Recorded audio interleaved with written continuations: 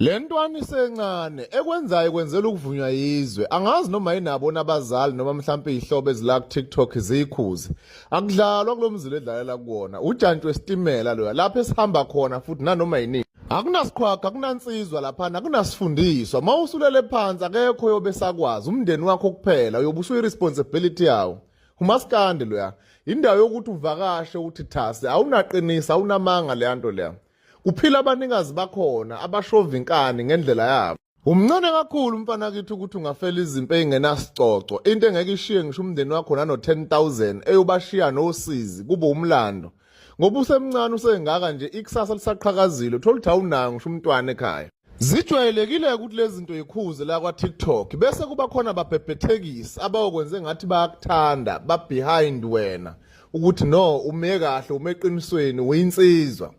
kanti isiphetho sakhona siukushona phansi siukufa kunezinto ezibukazi ukukhanya emehlweni omuntu kanti isiphetho sakhona siukufa baningi abantu behamba la bekhuzwa bethi ngeke kumile utshani bahambe kusale kumile utshani kade besho bethi enabona banosibani bababhekhaphile bababhekelelile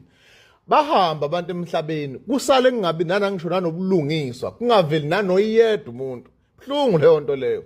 so kumnandi kade sisonke sindawonye sincomana la ukuthi no qhubeka uphusha kade sikulayikele sikukhomentele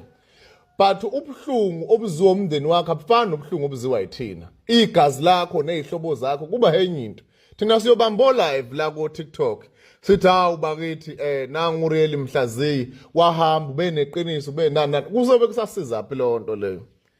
asisho ukuthi sithini uma ukusizweka kubambeke emsizweni funa ukuthi uhlale khona uqinise emsizweni uma ukuthi insizwa ke isicoco sayo ithuna ayikho enye into